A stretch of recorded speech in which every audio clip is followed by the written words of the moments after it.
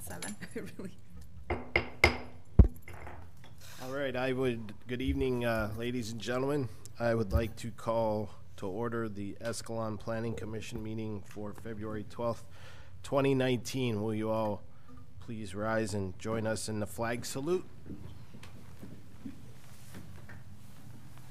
I pledge allegiance to the flag of the United States of America and to the republic for which it stands, one nation, under God, indivisible, with liberty and justice for all.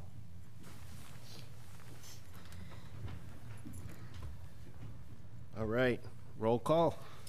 Chair Stroman, Here. Vice Chair Sarkozy, Here. Commissioner Danziger, Here. Commissioner Willis, Here. Commissioner Castellanos. Absent. Just as a friendly reminder, all cell phones, pagers, or similar devices need to be set on silent or vibrate mode or turned off unless you are an on-duty emergency responders. We have no presentations. We do have one item for the consent calendar to approve the minutes from our last meeting on January 15th, 2019. Do we have any comments from the commissioners? I move that we approve the minutes from the meeting of January 15th, 2019. We have a motion. We have a second. All those in favor respond by saying aye. Aye. Aye. All those opposed? All right. Thank you. We have no administrative matters. Okay. We do have a public hearing for application 19-694, which is a variance. The project applicant is requesting approval of a variance to construct an attached patio structure with reduced rear yard setbacks. With that, we have the staff report. Good evening, commissioners and audience members. Before us tonight is a variance. The McManuses at 3364 Silverwood had come to the September Planning Commission meeting and spoke at public comment just at large, requesting the Planning Commission and staff to look at the zoning for accessory structures, looking if an amendment to the ordinance would be considered to reduce the 10-foot rear yard setback. And at that time, Planning Commission felt that wouldn't be a good choice citywide, but that individual properties and situations could be evaluated through variance applications. And so they have filed a variance application, and included with the staff report is a site plan that shows what their proposal would be. So they want to do an attached patio structure, and instead of it being a 10-foot rear yard setback, it would be reduced to 7 feet to the eave, 8 feet to the posts. Staff supports this variance. It meets the findings found in 1757030. They are going to do a quality patio structure, matches the house. They're going to do wood construction, tile roof that matches the tile roof on their existing house. The property is to the east is currently vacant. It's out of city limits. It is pre-zoned R1. And so the staff supports this variance. We met our public outreach requirements. We advertised in the newspaper, and we sent a public hearing notice to every owner and tenant within 300 feet of the project. At the time of printing the staff report, we had not received any questions or comments, but we did have a resident come in today questioning what the plan is. They got the notice, they wanted more information, what the project is about. They did have concerns because of prior experiences in other towns that they have been in that not everybody does a very nice patio structure in their backyard, and so they wanted to make sure that the quality of the neighborhood is maintained, that it's not going to be, you know, a cheap or shoddily done patio structure. The applicants have hired the help of a licensed contractor. They will get a building permit. It will be inspected. So staff doesn't have concerns that the patio structure isn't going to be done to a good quality. There is an appeal period based on the decision tonight, 10 days. And if no appeal is made, then the applicants are good to move forward with their project. So the recommendation for the commission tonight is to open the public hearing and take any public testimony, close the public hearing. You would need to make the findings for 17.57030, find the project CEQA exempt, and then you could approve the variance with the conditions listed or as amended. The applicant is here tonight. If you have any questions for her, our staff is available to answer any other questions you may have. All right. Thank you, Ms. Trio. Commissioners, I'm going to start this end this time. Commissioner Willis. No questions of staff. Okay. No questions? I don't have any questions of staff. I don't have any comments for staff either. Okay, with that, we will open the public hearing at 7:06 p.m. As a friendly reminder, if you would like to speak on your behalf, you could please come to the podium, announce yourself and your address. Stephanie McManus, and I live at 3364 Silverwood Street. I actually wanted to let you know that I had a neighbor who I've never talked to since we moved in there approach me and say, were you the ones that were going to build the patio covering? I said, yes. He said, well, I think that's great because you're adding value to your home and it just makes the value around everyone else go up. He said, if there's anything that I can do to help, please let me know. If I need to go to the meeting to say that I think it's a great idea, then just leave a little sticky on my door and I would be more than happy to do whatever I can to help. So just hearing that, it made me feel like good that he said there shouldn't be any problems around here with anybody saying anything negative about it. So that was very positive. So knowing that somebody else came in and was like kind of worried about it, it was just kind of like, oh, kind of surprising. But anyways, it's been a long process, so we're just ready to get going with things, and it's going to be a nice structure once it's completed, and it will look like, that was one thing that I had wanted done with this patio covering, is to blend with the house, because I don't want something to stand out. I want everything to blend and look nice. So with that, hope you guys can all approve and okay with this and move forward. Okay, any questions or comments from the commissioners for our applicant? Just curious, you've got a glass door on the south side, and I didn't know what room that would be, and did it make more sense to have the patio covering onto that door rather than the one that you've picked? That's actually, that's architectural misrepresentation, Commissioner Willis. It's not a door? No, it's a window. We only have one door, or the French doors that go out to the back patio. Okay. And there's not even a lip or any sort of covering for that door. So the wintertime, we're like hit hard with the weather right there. And I mean, there's just nothing at all. So we would just like something to completely cover that door and protect it. Right, any other comments, Commissioner Willis? Well, I agree that something like this would enhance the value, especially if it's done well. You drive around the community, and I hate to say that there are people that have done things. I applaud you, first of all, for seeking permission and the variance. Other people did not. You see things that are in violation of our ordinance, and then you also see things that do not have the quality of this.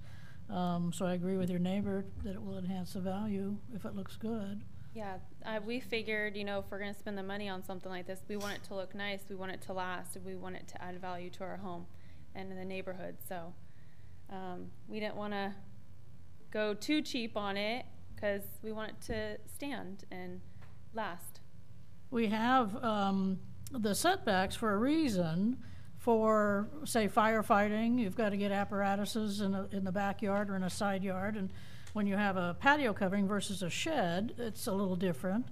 There's also safety if it's too close to the fence, and, you know, a child could get stuck, a pet could get stuck. There's no weed abatement because there's no room to get back there. So we have the setbacks for a reason, but there's also some variability, and you know, we can alter them if we want to. Just out of curiosity, I was online this afternoon, and Fairbanks and Manteca, one said you just have to tell them what you want, and the other one said that 3 feet. So there's kind of an arbitrariness to a setback, but so the quality of it, the safety, the aesthetic appeal, that it comes into play. We were trying to stay as close as possible to the setback. That way, when I come in here and I'm asking for a couple of feet, that it's not like too big of a difference, but we also wanted it to look good. We didn't want it to look like, because there was already cement that was poured back there for a patio just in general, and so I didn't want to have to redo as much, but turns out we are going to be taking it out and putting new concrete down that's not slippery, because our son is, and we have also slipped on our concrete back there numerous times, because once water gets back there, it puddles, and there's just not proper drainage back there. So when they do put the new patio covering in, they're going to put new cement down, just like your sidewalks around here, so it's not slippery, and they're going to put proper drainage in, because our backyards over there, just they are drenched because there are no drainage whatsoever. So we wanted it to cover quite a bit, but also reason with you guys to kind of meet you halfway. So That's all I have. Commissioner Sarkozy? The only comments I have is just appreciate you going through the process. thank you. I see many instances where people don't, and Yeah. so it's great you did that, and I think it looks great. Thank you. Thank you. I just feel like that, yeah, there are a lot of people that don't go through this process, and with us being still kind of newer to that neighborhood over there, I mean, I've lived in Escalon my whole life, but over there, I just feel like you get a variety of people, not just in town, and that I don't know how they feel or what they can do, and so I don't want to get into the middle of a project, somebody throw a flag up, and you know, it be held a little bit longer and have to go through all this. So I'd rather start from the beginning the right way and get it done without any like hold up. So I appreciate thank that. you. Thank you. Yeah, guess I'm next. You're next. And I would echo all the previous comments as well. I know that going through this process is a lot, and if you haven't done it before. Yeah. And I think McManus, famous name, they probably go through a lot of permitting process. And I for one, really appreciate the fact that you've taken the time and done this. It looks like a quality project, as was voiced by Commissioner Willis. Some of these setbacks tend to be arbitrary if you look at all the different cities around. I think the setbacks in this town are fine, and if there's going to be a change, you just did it the right way.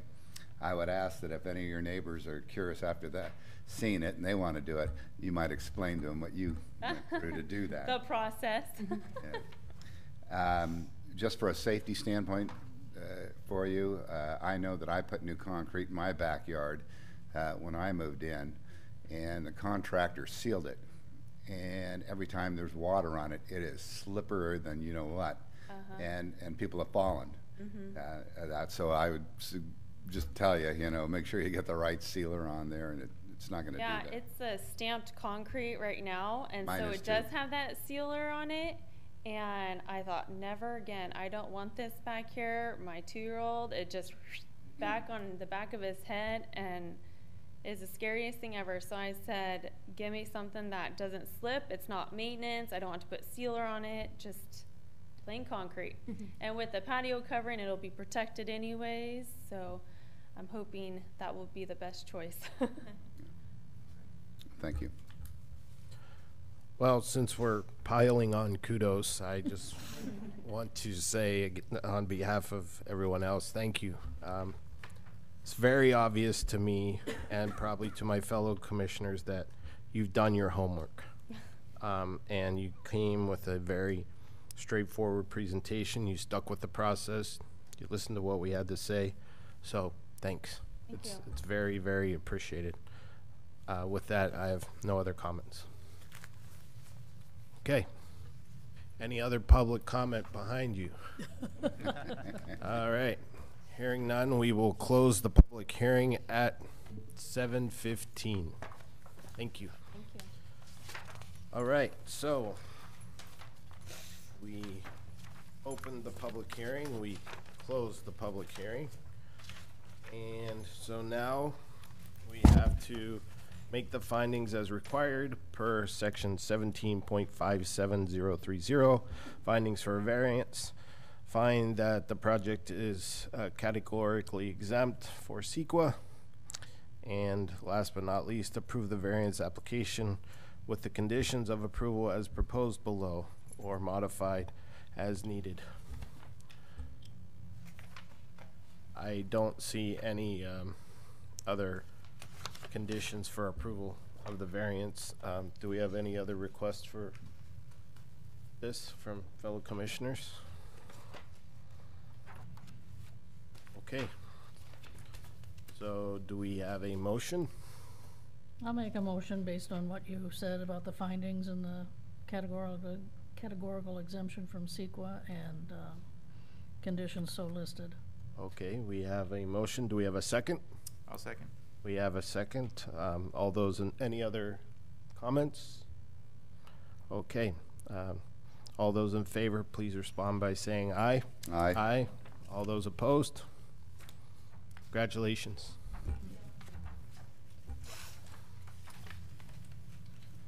All right, next item. Next item is project 19-695 zoning ordinance amendment. We are to consider making a recommendation to the Escalon City Council to adopt an ordinance amending chapter 17.11, list of permitted uses and uses permitted by conditional use permit. That is kennel, overnight, and vacation boarding, and animals. Staff. Thank you, Chair. At the last meeting in January, the Planning Commission had a conditional use permit project come through for a small animal veterinarian clinic located over there on Jackson Avenue, intending to offer various services, including boarding, overnight, and vacation stays for animals, which is currently not permitted in the C2, which is our community commercial zone.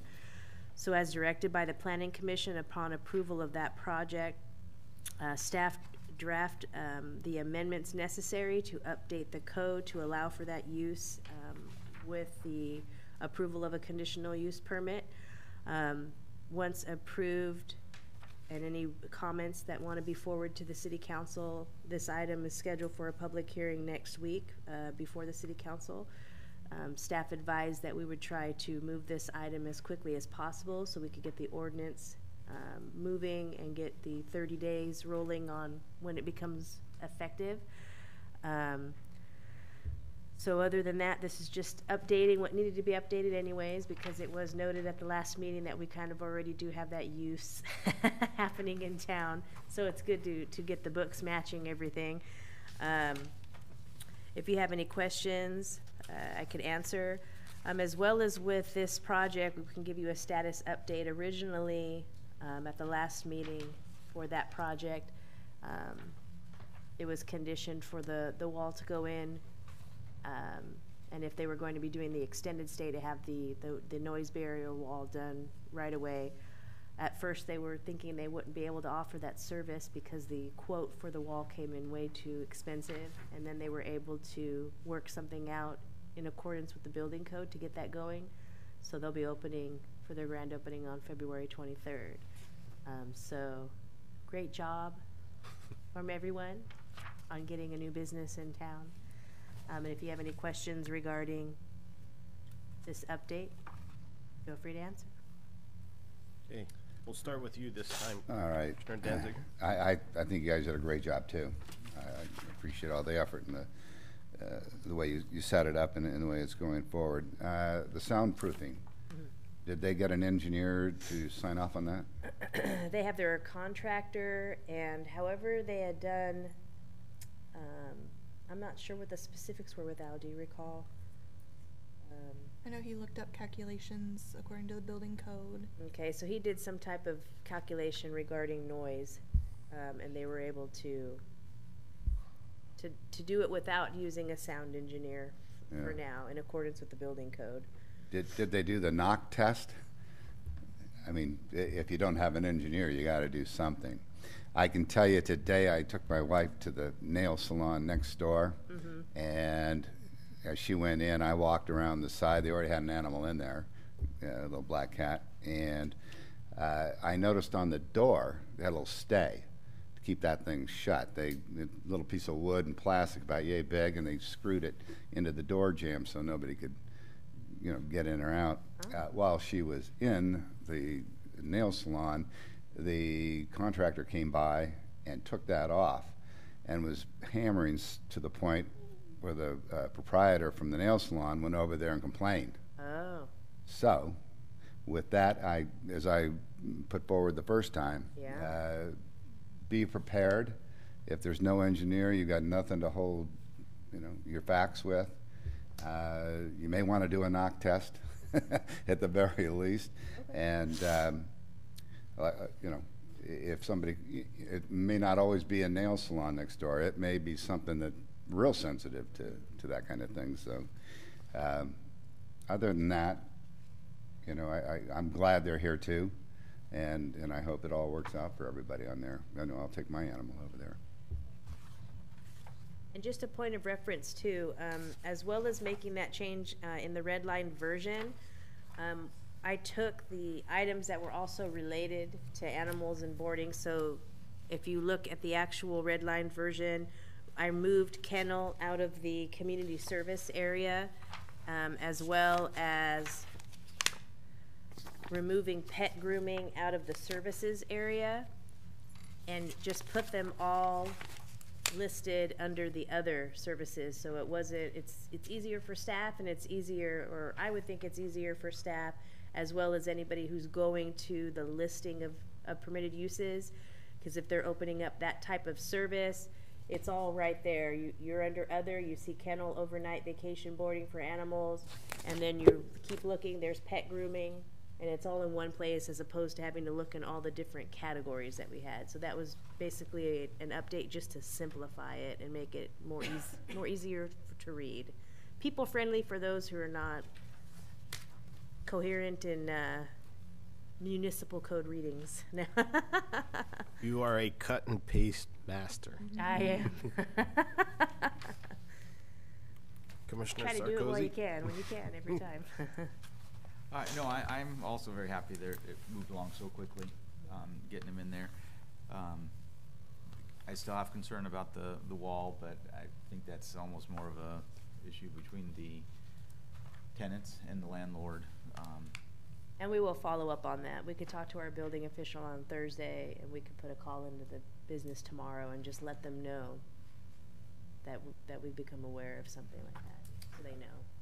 So, I mean, it's great to hear they're opening up real quick, and wish them all the best. And thank you for all your quickness. Commissioner Willis. No, just good job, and I'm glad it's moving quickly, and hope the city council is on board, and Okay, so with that, we will open the public hearing at 7:24 p.m. Anybody from the public want to speak? Okay, we will close the public hearing at 7:24 p.m. With that, do we have a motion to make a recommendation to the Escalon City Council to adopt an ordinance amending Chapter 17.11, list of permitted uses and uses permitted by conditional use permit, kennel, overnight, and vacation boarding animals? Yeah, I'll make a motion, as you stated, for amending chapter 17.11. We have a motion. Do we have a second? I'll second that. We have a second. All those in favor respond by saying aye. Aye. All those opposed? Motion carries. Thank you. Matters presented from the audience. At this time, the public may address the Planning Commission on any non-agendized item that is within the authority of the commission. Speaker is limited to a maximum of 5 minutes, and unused time may not be yielded to another speaker. The determination of whether an item is within the authority of the commission is a discretionary decision made by the commission chair. Okay. Any other items? Okay. Moving on to staff communications. Just wanted to let everyone know that we are going to have our March meeting. If you remember, there was a parcel on First Street, First and Irwin, a large lot, primarily vacant except for a house on the corner that was going to split into 3 lots. A new owner has purchased the property. The map runs with the land, and it was going to expire. So the new owner has elected to file for a map extension. So that'll be coming in March, requesting an extension on that map. And then we have another applicant for a variance, wanting to put a patio in the backyard, looking for reduced rear yard setbacks. So those 2 projects will come in March. Okay. Ms. Romo?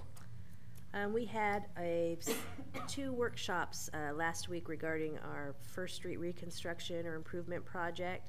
This was a project that went before Planning Commission, residents, business owners, and City Council about 10 years ago. Did not end up moving forward. We received some money through the special Measure K funds. I almost said Special K. Special K? Yeah. Through the Measure K. Special K. And the amount's $500,000. And we put out for a workshop. What we did was mailed out the residents and business owners in the area. We were going to start from there. The workshop itself received a lot of comments and feedback, so we ended up, we were trying to, I wouldn't say keep it small, but that was like our first step, dusting off the plans, putting them out there, and that's why Planning Commission got such late notice on the workshop. We were thinking we would just deal with business owners and residents as the first step, get an idea of what's going on there, and then expand from there. But we did have residents calling in, inquiring, contacting council members and asking questions, and so we ended up having to push it out more. So I do apologize for the lateness in advising you of that workshop. We're going to be more due diligent on getting those out right away. It was all just trying to piece everything together to get the project moving, knowing that we're going to have future workshops on that project. The workshops themselves were very positive. We had a lot of residents and business owners and churches sending staff, a lot of feedback, big concerns in that area. The project itself is from McHenry Avenue on First Street all the way to the Highway 120 at this point. We had 3 different concepts that were being looked at. Everybody's main concerns are undergrounding utilities, parking, and what's another big one? Low maintenance landscaping. And low maintenance landscaping. All at the same time trying to beautify the street. So we'll see where we land. We're checking in with PG&E right now because we do have some Rule 20A funds that could be used for undergrounding utilities. We've had other concerns come up with other items, things that staff's going to now look into to find out what the best direction is, and then we'll be moving from there. We also have Lear Village moving forward. They will be going to council on Monday night asking for an extension on their, or excuse me, Tuesday. Asking, we're closed Monday, so the council meeting's Tuesday night. And asking for an extension on their deferred agreement with the city. The extension itself isn't asking for a longer period of time. It's just extending out phase 1 and shortening phase 2, so the time will be of the same that it is now, just alternating the phases months-wise. So that'll be going to council. And saving some money to boot, because weren't they going to become obligated if they'd missed any of the deadlines? Yeah, so their deadline is February 28th, so they would begin paying for penalty fees in the amount of $2,500 a month. So that will save them some funding, yeah, as well. I'm trying to think of any other projects, but Diana got the other ones going, and other than that, we got a lot of stuff going on in the neighborhoods, so. Ms. Thompson, I have nothing. how about from our city manager? The community meeting's been set for February 27th at the community center at 6 p.m. I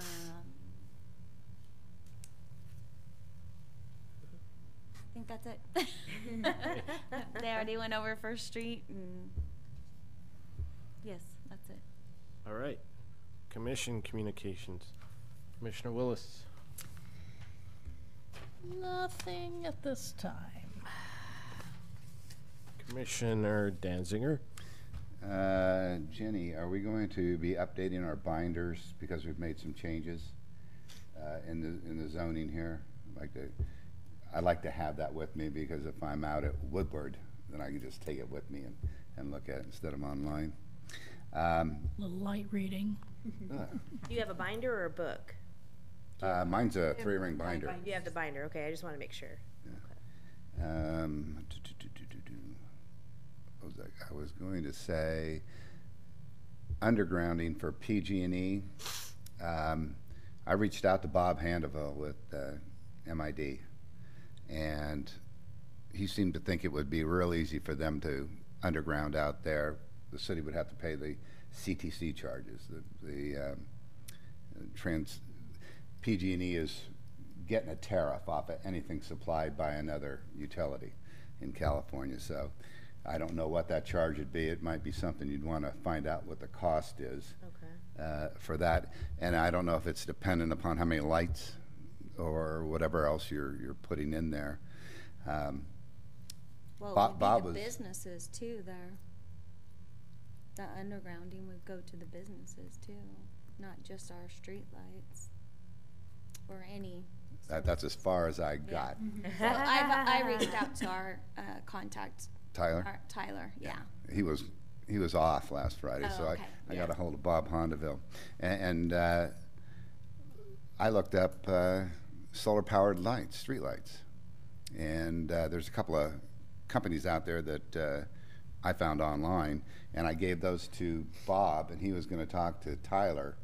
And maybe you can reach out and see how that would look too, because concept lights, I don't know anything about. I was just looking at the regular Cobra headlights and things, and I think Mr. Alves wanted to look at decorative lights like we have now. And I think there's 3 street lights on that whole run, not counting whatever's on First Street, or Main Street, excuse me, decorative wise. They look like they ran anywhere between $1,300 and $1,000 each. And they come with a battery backup and solar power. So Bob thought the only one that he could think of was Kaiser in Modesto, which was put in 10 years ago. And he said, they've had their problems with that, but it's set up differently. It's not, I don't think it's each individual pole. Somehow they're kind of wired together or something. So there's information there to look at. And on the Lear project, are we going to give them any more extensions if they don't make this one? It's up to council. It's all approved by council. That's interesting, because they've got. We call it an extension, but it's going to be an amendment to his agreement. Yeah. Okay. Have they gotten anywhere further than some of the framing? And I think they put air conditioning on the roof for the first 4 units. Well, they found out that a lot of the comments that were listed on their correction notice regarding ADA and handicap accessible were incorrect. So they got a call today from our planner, our plan review on the building side, basically releasing him of a lot of the corrections he had. So that came in just in time. What else does he have? Or where is he? Yeah, construction-wise, he's not able to do anything at this point. He's done his demo, under his demo permits, and so until he obtains his building permits, he's not able to move forward with any construction in the field. So he's working through his plan review comments, getting his architects and engineers to update the plans to reflect changes from our comments to him, so that he can move forward with obtaining permits. And I just remembered what I was going to ask you. You said there's a study going on at the treatment plant? It's not going on yet. We're working through the consultants right now. Oh, okay.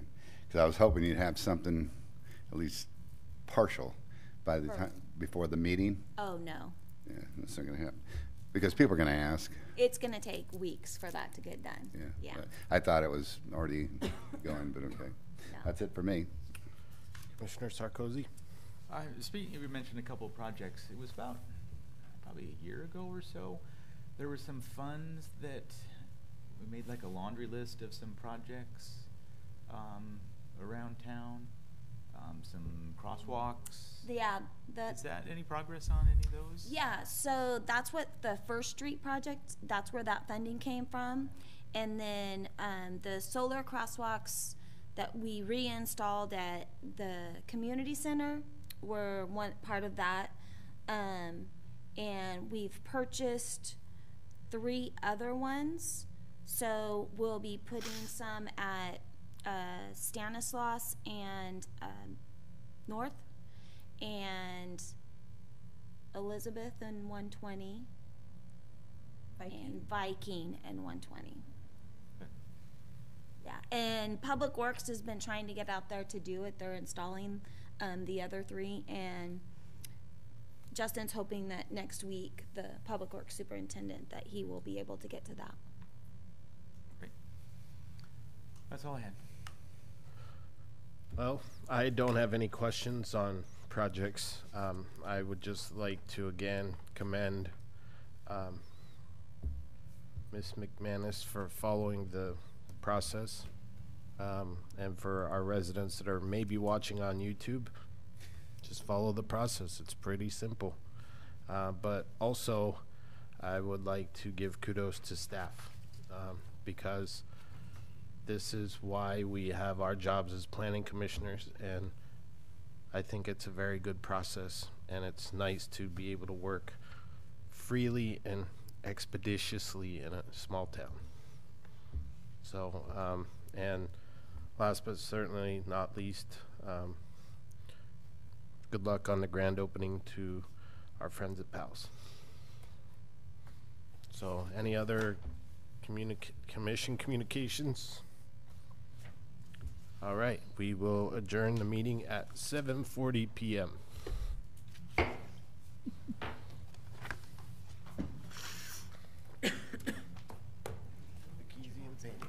I know. You want to throw them in there? Thank you.